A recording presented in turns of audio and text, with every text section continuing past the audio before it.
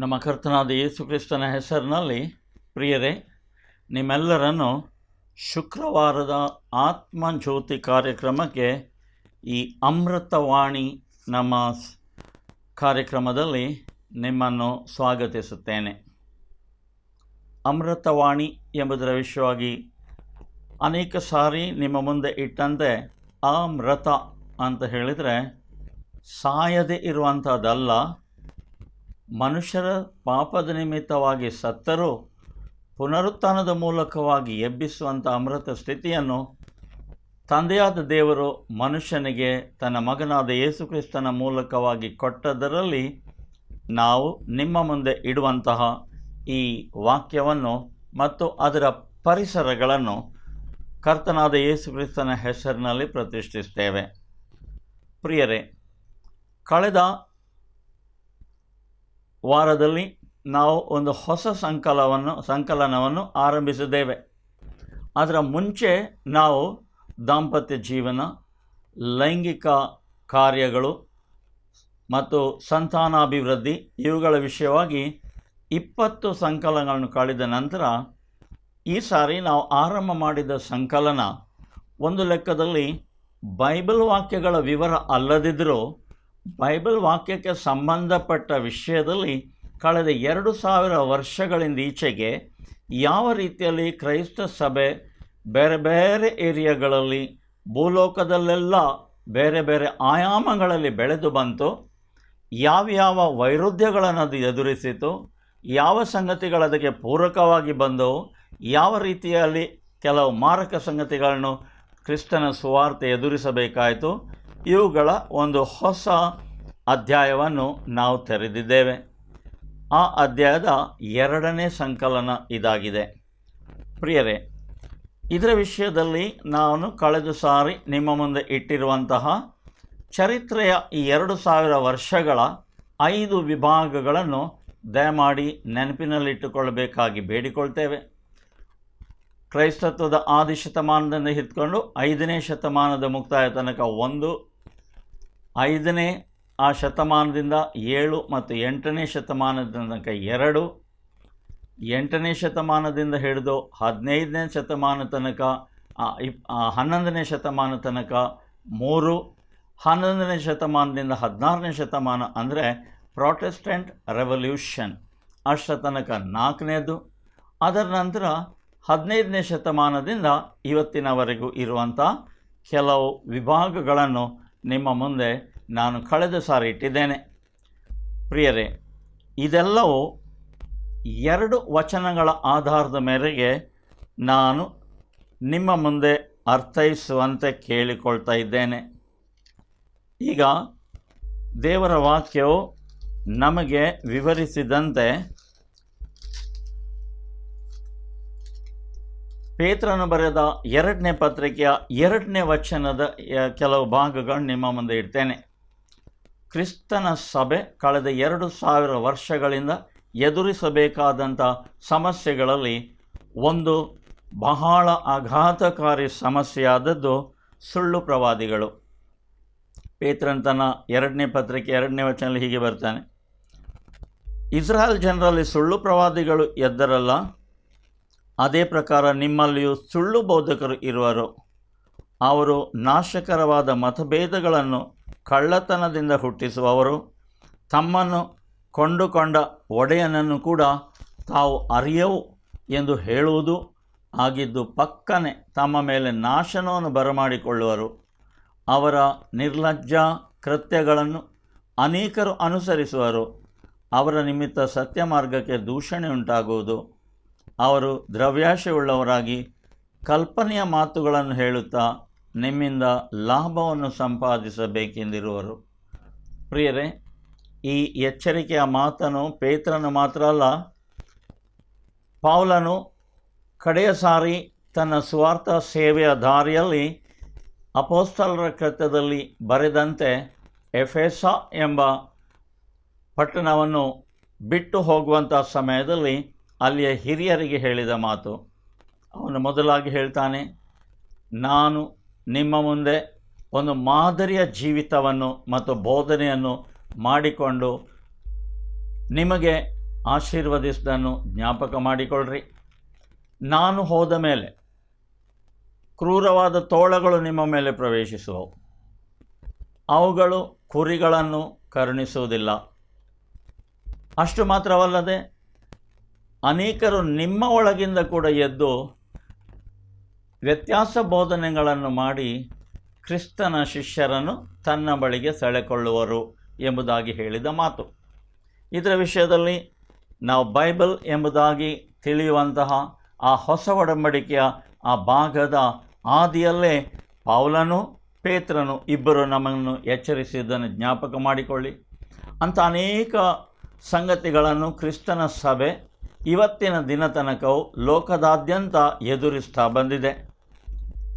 ಇವತ್ತು ಕೂಡ ಕೆಲವು ಹೊಸತನಗಳು, ಮನುಷ್ಯರು ಚಪಲಚಿತ್ತರಾಗಿ ಕೆಲವು ಹೊಸತನಗಳನ್ನು ತರುವಂಥ ಉದ್ದೇಶದಿಂದ ದೇವರು ಖಂಡಿಸುವಂಥ ಅನೇಕ ಕಾರ್ಯಗಳನ್ನು ಕೂಡ ಲೋಕದಲ್ಲಿ ತರುವವರಿದ್ದಾರೆ.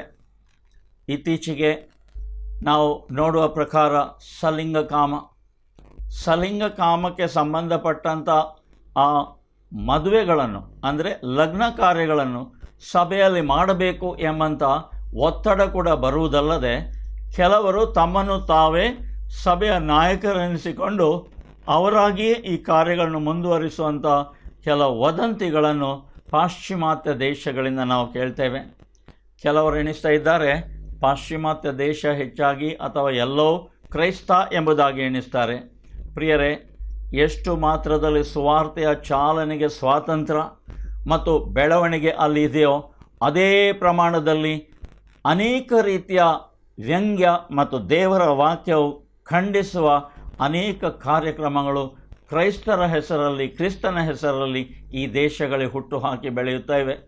ಆದ್ದರಿಂದ ಬಿಳಿಯಾಗಿ ಕಂಡದ್ದೆಲ್ಲ ಹಾಲಲ್ಲ ಎಂಬುದಾಗಿ ಹೇಳುವಂತಹ ಆ ನಾನುಡಿ ಪ್ರಕಾರವಾಗಿ ಕ್ರೈಸ್ತ ಎಂಬುದಾಗಿ ಹೇಳಿದಂಥದ್ದೆಲ್ಲ ಕ್ರಿಸ್ತನ ಬೋಧನೆ ಅಲ್ಲ ಎಂಬುದಾಗಿ ನಾವು ಪ್ರಧಾನವಾಗಿ ಗ್ರಹಿಸಬೇಕಾಗಿದೆ. ನಮ್ಮ ಕರ್ತನಾದ ಯೇಸು ಹೇಳಿದ್ದಾನೆ, ನ್ಯಾಯ ತೀರ್ಪು ಮಾಡಬೇಡಿ, ಯಾಕಂದರೆ ನಿಮಗೂ ನ್ಯಾಯ ತೀರ್ಪು ಆಗುವುದಿಲ್ಲ ಎಂಬುದಾಗಿ.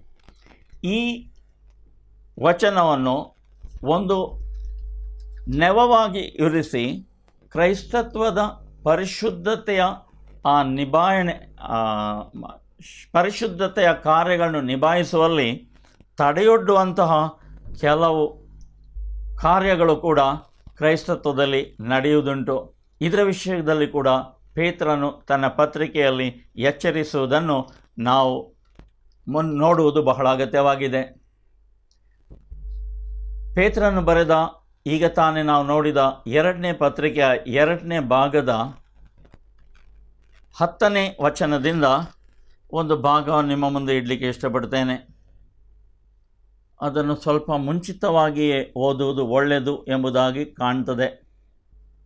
ಆದರೆ 2ನೇ ಸಂಧಿಯ ಆದಿ ಭಾಗದಿಂದಲೇ ಆ ಮಾತು ಸ್ಪಷ್ಟವಾಗಿ ಇದ್ದದರಿಂದ ನಾನು 1ನೇ ವಚನದಿಂದಲೇ ಆರಂಭ ಮಾಡುವ.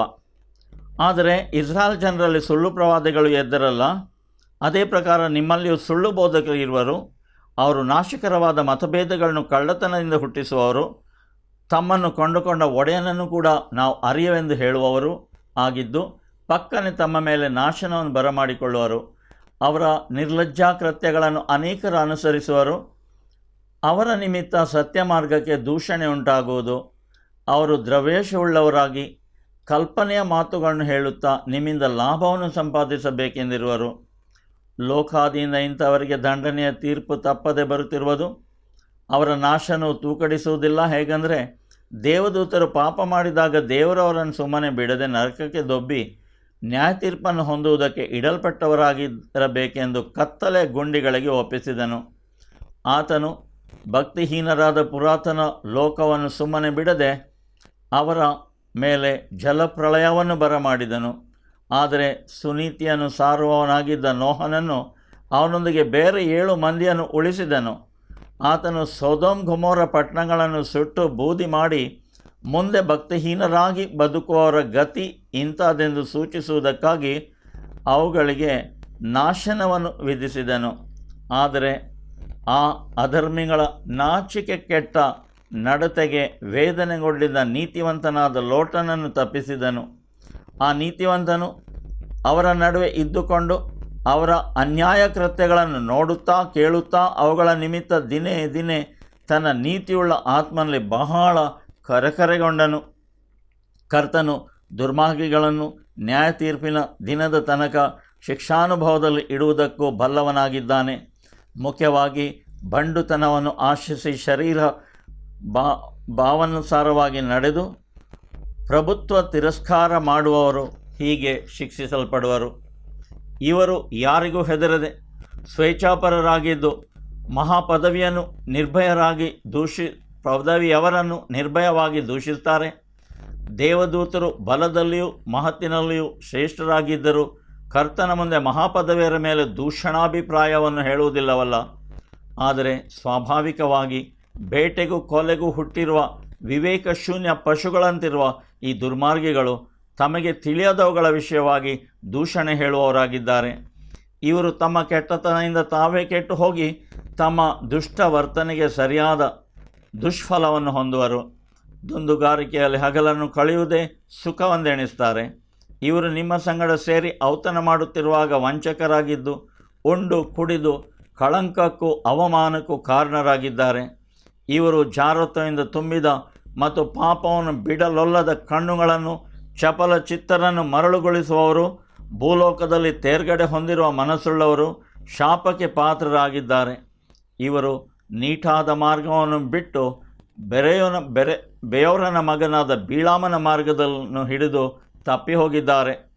ಈ ಬೀಳಾಮನು ಅಧರ್ಮದಿಂದ ದೊರಕುವ ದ್ರವ್ಯವನ್ನು ಪ್ರೀತಿಸಿದನು, ಆದರೆ ಅವನ ಅಕ್ರಮಕ್ಕೆ ಖಂಡನೆಯಾಯಿತು. ಮೂಕ ಪಶುವು ಮನುಷ್ಯ ಸ್ವರೆಯಿಂದ ಮಾತಾಡಿ ಆ ಪ್ರವಾದಿಯ ಹುಚ್ಚುತನಕ್ಕೆ ಅಡ್ಡಿ ಮಾಡಿತು. ಇವರು ನೀರಿಲ್ಲದ ಬಾವಿಗಳು, ಬಿರುಗಾಳಿಯಿಂದ ಬಡಿಸಿಕೊಂಡು ಹಾರಿ ಹೋಗುವ ಮಂಜು ಆಗಿದ್ದಾರೆ. ಇಂಥವರ ಪಾಲಿಗೆ ಕಾರ್ಗತ್ತಲು ಇಟ್ಟಿರುವುದು. ತಪ್ಪಾದ ಮಾರ್ಗದಲ್ಲಿ ನಡೆಯುವವರ ಸಹವಾಸದಿಂದ ಹೊಸದಾಗಿ ತಪ್ಪಿಸಿಕೊಂಡವರ ಸಂಗಡ ಇರುವ ಇವರು ಹುರುಳಿಲ್ಲದ ದೊಡ್ಡ ದೊಡ್ಡ ಮಾತುಗಳನ್ನಾಡಿ ಬಂಡು ಬಂಡಾಯ ದುರಾಶೆಗಳನ್ನು ಹುಟ್ಟಿಸಿ ಅವರನ್ನು ಮರಳುಗೊಳಿಸ್ತಾರೆ. ಸ್ವಾತಂತ್ರ್ಯ ಕೊಡುತ್ತೇವೆ ಎಂದು ಅವರಿಗೆ ವಾಗ್ದಾನ ಮಾಡುತ್ತಾರೆ, ಆದರೆ ತಾವೇ ಕೆಟ್ಟತನದ ದಾಸತ್ವದೊಳಗಿದ್ದಾರೆ. ಒಬ್ಬನು ಯಾವುದಕ್ಕೆ ಸೋತು ಹೋಗಿರುವನೋ ಅದರ ದಾಸತ್ವದೊಳಗಿರುವನಷ್ಟೇ. ಪ್ರಿಯರೇ, ಈ ಗಂಭೀರವಾದ ಮಾತುಗಳ ಮೂಲಕವಾಗಿ ದೇವರು ತನ್ನ ದಾಸನಾದ ಪೇತ್ರನ ಮೂಲಕವಾಗಿ ನಮ್ಮನ್ನು ಎಚ್ಚರಿಸಿದ್ದಾನೆ. ಆದ್ದರಿಂದ ಈಗ ಮುಂದಿನ ಈ ಸಂಕಲನದ ಭಾಗಗಳನ್ನು ನಾವು ವಿಮರ್ಶಿಸುವಾಗ ದಯಮಾಡಿ ಅರ್ಥ ಮಾಡಿಕೊಳ್ಬೇಕು. ಕುರಿವೇಷದ ಆ ತೋರ್ಪಡಿಕೆಯಲ್ಲಿ ತೋಳಗಳು ಎಂಬುದಾಗಿ ನಮ್ಮ ಕರ್ತನಾದ ಯೇಸು, ಅದರ ನಂತರ ಶ್ರೀ ಪೌಲನು ಹೇಳಿದ ಆ ಹೋಲಿಕೆಯೊಂದಿಗೆ ಇಂತಹ ಸಂಗತಿಗಳನ್ನು ಗುರುತಿಸತಕ್ಕದ್ದು. ಹೌದು, ಕರ್ತನ್ ಹೇಳಿದ್ದಾನೆ, ನ್ಯಾಯ ತೀರ್ಪು ಮಾಡಬೇಡ್ರಿ. ಅದೇ ಸಮಯದಲ್ಲಿ ಫರಿಸಾಯರ ಹುಳಿಹಿಟ್ಟಿನ ವಿಷಯವಾಗಿ ಜಾಗೃತಿ ಆಗಿರಿ ಎಂಬುದಾಗಿ ಹೇಳಿಲ್ವಾ? ಸತ್ಯಕ್ಕೆ ಎರಡು ಭಾಗಗಳಿವೆ. ಎರಡನ್ನೂ ತಿಳಿದು ಮುಂದೆ ಹೋಗುವಂಥದ್ದು ನಮಗೆ ಹಿತಕರ ಎಂಬುದಾಗಿ ನಾವು ಯಾವಾಗಲೂ ಹೇಳಿ ಪ್ರತಿಯೊಬ್ಬರನ್ನು ಎಚ್ಚರಿಸುವಂಥದ್ದು ಅಗತ್ಯವಾಗಿದೆ. ಪ್ರಿಯರೇ, ಇದೇ ಕಾರಣದಿಂದ ಕಳೆದ ಸಾರಿ ನಾವು ನೋಡಿದ ಆ ಕ್ರೈಸ್ತತ್ವದ ಬೆಳವಣಿಗೆಯ ಹಂತವನ್ನು ಒಂದು ಚಿಕ್ಕ ರೀತಿಯಲ್ಲಿ ನಿಮ್ಮ ಮುಂದೆ ಇಟ್ಟು ಮುಂದುವರಿಸೋಣ.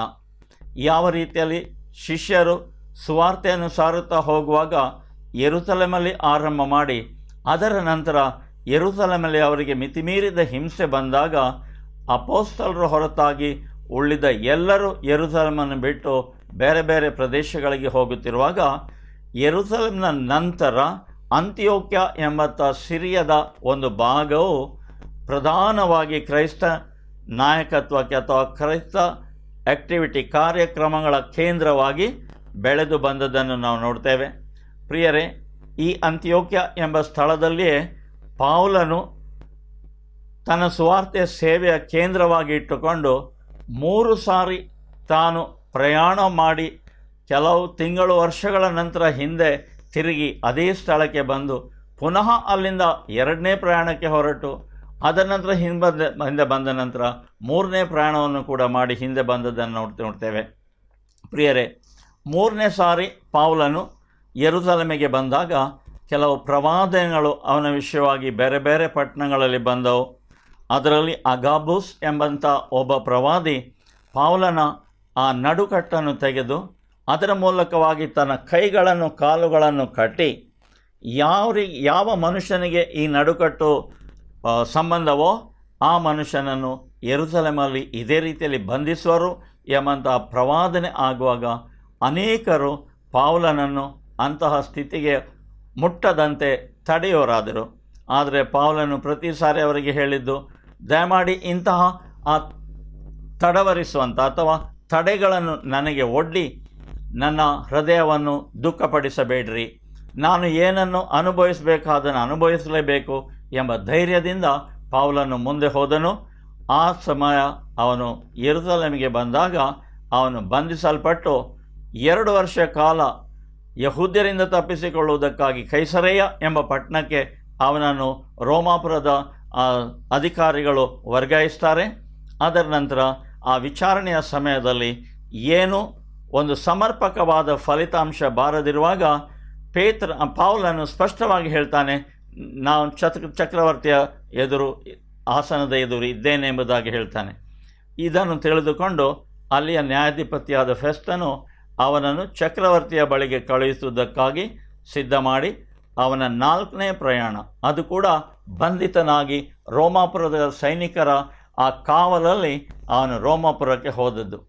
ಆ ಸ್ಥಳದಲ್ಲಿ ಅವನು ರೋಮಾಪುರದಲ್ಲಿ 2 ವರ್ಷ ಕಾಲ ಇದ್ದುಕೊಂಡು ತನ್ನ ಸ್ವಂತ ಮನೆಯಲ್ಲಿ ಇದ್ದುಕೊಂಡು ರೋಮಾಪುರದ ಅಧಿಕಾರಿಗಳ ಆ ಕಾವಲಿನಲ್ಲಿ ಅವನು ಸ್ವಂತ ಅಂದರೆ ಬಾಡಿಗೆಯ ಮನೆ ಮಾಡಿಕೊಂಡು ಆ ಸ್ಥಳದಲ್ಲಿ ರೋಮಾಪುರದ ಅಧಿಕಾರಿಗಳ ಕಾವಲಲ್ಲಿದ್ದುಕೊಂಡು 2 ವರ್ಷಗಳ ಆ ನ್ಯಾಯ ತೀರ್ಪಿನ ಸಮಸ್ಯೆಯನ್ನು ಎದುರಿಸಬೇಕಾಯಿತು.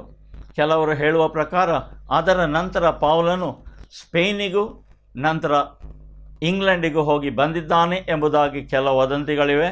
ಆದರೆ ಅದರ ಸಂಬಂಧದಲ್ಲಿ ನಮಗೆ ಯಾವ ಬರಹದ ಕಡತಗಳು ದೊರಕದೆ ಇದ್ದದರಿಂದಲೂ ಮತ್ತು ಬೈಬಲಲ್ಲಿ ಹೇಳಿದ ಸಂಗತಿಯಲ್ಲಿ ಅದು ಬರೆದಿಲ್ಲವಾದ್ದರಿಂದ ಹೆಚ್ಚಾಗಿ ಶತಮಾನಗಳಲ್ಲಿ ಅದನ್ನು ಪರಿಗಣಿಸಲಿಲ್ಲ. ಆದರೆ ಪ್ರಿಯರೇ, ಇಂತಹ ಪರಿಸ್ಥಿತಿಯಲ್ಲಿ ಬಹಳ ಅಗತ್ಯವಾಗಿ ನಾವು ನೋಡಬೇಕಾದದ್ದು ಏನಂತ ಹೇಳಿದರೆ, 2000 ವರ್ಷಗಳ ಕ್ರೈಸ್ತ ಸಭೆಯ ಚರಿತ್ರೆ ಅಷ್ಟೊಂದು ಸುಗಮವಾಗಿ ಇದ್ದಿಲ್ಲ. ಅನೇಕ ರೀತಿಯ ಸಮಸ್ಯೆಗಳು ಬಂದು ಪೇತ್ರನು ಹೇಳುವಂತೆ ರಕ್ಷಣೆಯ ಮಾರ್ಗ, ಸುವಾರ್ತೆಯ ಮಾರ್ಗವು ಅಪರಾಧ ಅಥವಾ ದೂಷಣೆಗೆ ಒಳಗಾಯಿತು ಎಂಬುದಾಗಿ ಹೇಳಿದ ಆ ಮಾತನ್ನು ಜ್ಞಾಪಕ ಮಾಡಿಕೊಳ್ಳುವ.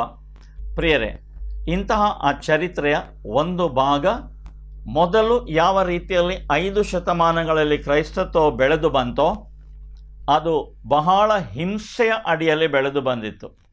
ಅನೇಕ ಸಾರಿ ಆ ದಿನಗಳಲ್ಲಿ ಅಡಗುದಾಣಗಳನ್ನು ಹುಡುಕಿಕೊಂಡು ಕ್ರೈಸ್ತರು ತಮ್ಮ ಜೀವನವನ್ನು ಮುನ್ನಡೆಸಬೇಕಾದ ಪರಿಸ್ಥಿತಿ ಬಂತು.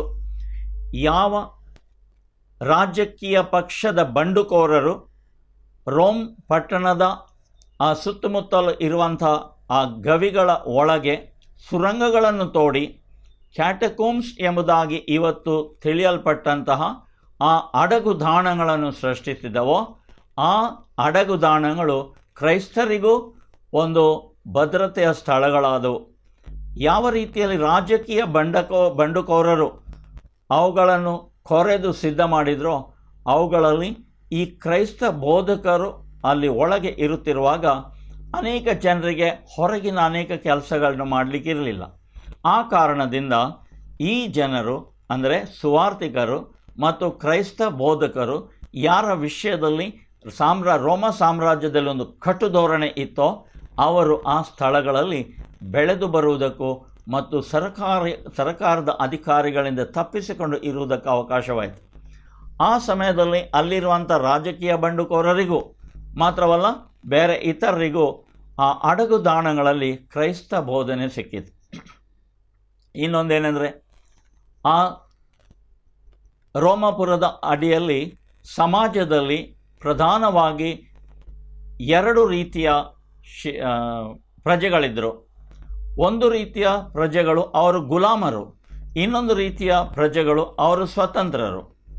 ಗ್ರೀಕ್ ಸಾಮ್ರಾಜ್ಯದ ಯೋಜನೆ ಅಡಿಯಲ್ಲಿ ಯಾವ ರೀತಿಯಲ್ಲಿ ಬರೀ ಸ್ವತಂತ್ರ ಜನರು ಮಾತ್ರರಲ್ಲದೆ ಗುಲಾಮರು ಎಂಬಂಥ ಆ ವರ್ಗದವರಿದ್ದರೋ ಆ ಗುಲಾಮರಿಗೆ ಆ ದೇಶದಲ್ಲಿ ತಮ್ಮ ಸಂಪಾದನೆ ಮಾಡಿಕೊಳ್ಳುವಂಥ ಅವಕಾಶ ಇರಲಿಲ್ಲ. ಅವರು ದುಡಿದದ್ದು ಮತ್ತು ತಾವು ತಿಂದು ಮುಗಿಸಿದ್ದು ಅಷ್ಟೇ. ಈಗ ನೋಡಿ, ನಮ್ಮಲ್ಲಿ ಅನೇಕರು ನಮ್ಮ ಮಧ್ಯಪೂರ್ವ ಪ್ರದೇಶಗಳಿಗೆ ಉಪಜೀವನ ಅಥವಾ ಸಂಪಾದನೆ ಮಾಡಲಿಕ್ಕೆ ಹೋಗ್ತಾರೆ. ಈ ಜನರು ಆ ಪ್ರದೇಶಗಳಲ್ಲಿ ಮನೆ ಮಾರು, ವಸತಿ, ಭೂಮಿ ಅದನ್ನು ತೆಗೆದುಕೊಂಡು ಅಲ್ಲಿ ಸೆಟಲ್ ಆಗಲಿಕ್ಕೆ ಅವರಿಗೆ ಆಗೋದಿಲ್ಲ. ಅಂಥ ಅವಕಾಶಗಳು ಅಲ್ಲಿ ಇಲ್ಲ. ಅವರು ಏನಲ್ಲಿ ಸಂಪಾದನೆ ಮಾಡಿದರೂ ಅದನ್ನು ತಮ್ಮ ದೇಶಕ್ಕೆ ಎಷ್ಟು ಮಾತ್ರಕ್ಕೆ ಅವರು ವರ್ಗಾಯಿಸಬಹುದಾ ಅಷ್ಟು ವರ್ಗಾಯಿಸ್ತಾರೆ. ಅವರ ಉದ್ದೇಶ ಏನಂತ ಹೇಳಿದರೆ, ನಾವು ನಮ್ಮ ಮುದಿಪ್ರಾಯದಲ್ಲಿ ಅಥವಾ ಸಂಪಾದನೆಯ ಸಮಯ ಮುಗಿದ ನಂತರ ಯೋಗ್ಯವಾದ ರೀತಿಯಲ್ಲಿ ನಾವು ಇದ್ದುಕೊಂಡು ನಮ್ಮ ಊರಲ್ಲಿ ಹಾಯಾಗಿ ಇರುವ ಎಂಬ ಉದ್ದೇಶದಿಂದ ಹೋಗ್ತಾರೆ. ಆದರೆ ಈ ಗುಲಾಮರಿಗೆ ಅಂಥ ಒಂದು ತಮ್ಮ ಸ್ವದೇಶಕ್ಕೆ ಹಿಂದೆ ಬರುವ ಅವಕಾಶವೂ ಇರಲಿಲ್ಲ. ಆದ್ದರಿಂದ ಈ ಗುಲಾಮರು ಏನು ಮಾಡ್ತಿದ್ರು, ಅವರ ಚಿಂತನೆ ಈ ಲೋಕದಲ್ಲಿ ನಮಗೆ ಏನೂ ಇಲ್ಲ, ನಮಗಿರುವುದೆಲ್ಲ ಪರಲೋಕದಲ್ಲಿ. ಮಾತ್ರವಲ್ಲ, ಕ್ರೈಸ್ತ ಬೋಧಕರು ಕೊಡುವಂತಹ ಆ ಮಾರ್ಗದರ್ಶನ, ಆ ಮೌಲ್ಯಗಳು, ದೇವರ ವಾಕ್ಯ ಮಾತ್ರವಲ್ಲ, ಅದರೊಟ್ಟಿಗೆ ಪವಿತ್ರಾತ್ಮನ ಬಲದಿಂದ ಅವರು ಮಾಡುತ್ತಿದ್ದ ಕಾರ್ಯಗಳ ವಿಷಯವಾಗಿ ಅವರು ನಿರೀಕ್ಷೆ ಇಟ್ಟದ್ದು ಪರಲೋಕದಲ್ಲಿ. ಅಂದರೆ ಈ ಲೋಕ ನಮಗೆ ಏನು ಕೊಡುವುದಿಲ್ಲ, ಮಾತ್ರವಲ್ಲ ಅಲ್ಲಿ ಇದ್ದದ್ದು ನಮಗೆ ಇಲ್ಲಿ ಸಂಸ್ಕರಿಸಿ ಇಡಲಿಕ್ಕೂ ಆಗುವುದಿಲ್ಲ, ಅದರ ಪ್ರಯೋಜನವೂ ನಮಗೆ ದೊರೆಯುವುದಿಲ್ಲ. ಆದ್ದರಿಂದ ನಮಗೆ ಏನಾದರೂ ಸಂಪಾದಿಸುವುದಕ್ಕಿದ್ದರೆ ಅದನ್ನು ಪರಲೋಕದಲ್ಲಿ ಸಂಪಾದಿಸ್ತೇವೆ ಎಂಬ ರೀತಿಯಲ್ಲಿ ಜೀವಿಸ್ತಿದ್ದರು. ಅಂತಹ ಜನರು ರೋಮ ಸಾಮ್ರಾಜ್ಯದಲ್ಲಿ ಬೆಳೆದು ಬಂದಾಗ ಅಲ್ಲಿ ಸೈನ್ಯಕ್ಕೆ ಸೇರುವಂತಹ ಯೋಧರು ಸಮೇತ ಅಂತಹದ್ದೇ ಚಿಂತನೆ ಉಳ್ಳವರಾದರು. ಆದ್ದರಿಂದ ಅವರ ಸಂಖ್ಯೆಯು ದಿನೇ ದಿನೇ ಸೈನ್ಯದಲ್ಲಿ ಹೆಚ್ಚುತ್ತಿರುವಾಗ ಯಾವಾಗ ಹೆಲೆನ್ ಎಂಬ ರಾಣಿ, ಚಕ್ರವರ್ತಿಯ ಹೆಂಡತಿ, ಅವಳು ಕ್ರೈಸ್ತತ್ವವನ್ನು ಅವಲಂಬಿಸಿದಳೋ ಆ ಸಮಯದಲ್ಲಿ ಅವಳ ಮಗನಾದ ಕಾನ್ಸ್ಟಂಟೀನ್ ಅವನು ತಾಯಿಯ ಭಕ್ತಿಯ ವಿಷಯವಾಗಿ ಒಂದು ಗಂಭೀರ ಚಿಂತನೆ ಉಳ್ಳವನಾದನು. ಮಾತ್ರವಲ್ಲ, ತಾನು ಅಧಿಕಾರಕ್ಕೆ ಬರುವಂತಹ ಸಮಯದಲ್ಲಿ 2 ಕಾರಣಗಳಿಂದ, ಮೊದಲನೇದಾಗಿ ಆ ಧರ್ಮ ತನ್ನ ತಾಯಿಯ ಧರ್ಮ, ಆ ತಾಯಿಯ ಧರ್ಮವು ತಾಯಿಯ ದೇವರ ವಿಷಯವಾಗಿ ನಮಗೆ ಕಲಿಸ್ತದೆ ಎಂಬ ರೀತಿಯಲ್ಲಿ ಅಭಿಮಾನವುಳ್ಳವನಾಗಿ ಆ ಕ್ರೈಸ್ತ ಧರ್ಮವನ್ನು ಲೆಕ್ಕಿಸಿದನು. ಮಾತ್ರವಲ್ಲ, ಆ ಸಮಯದಲ್ಲಿ ಈ ಗುಲಾಮರ ಸಂಖ್ಯೆ ಸೈನ್ಯದಲ್ಲಿ ಹೆಚ್ಚಾದದ್ರಿಂದ ಅವರಿಗೆ ಸ್ಫೂರ್ತಿ ತುಂಬಿಸುವ ಆ 2ನೇ ಉದ್ದೇಶದಿಂದ ಅವನು ಮಾಡಿದ ಕಾರ್ಯ ಏನಂತ ಹೇಳಿದರೆ, ಕ್ರೈಸ್ತತ್ವವು ತನ್ನ ರಾಜ್ಯದ ಪ್ರಧಾನ ಧರ್ಮ ಅಥವಾ ಮತ ಎಂಬುದಾಗಿ ಸಾರಿದನು. ಇದರ ಮೂಲಕವಾಗಿ ಅಷ್ಟ ತನಕ ಅಡಗುದಾಣಗಳಲ್ಲಿ ತಮ್ಮ ಜೀವನವನ್ನು ಕಳೆದು ಇದ್ದಂಥವರಿಗೆ ಒಂದು ಸ್ವಾತಂತ್ರ್ಯ ಸಿಕ್ಕಿತು.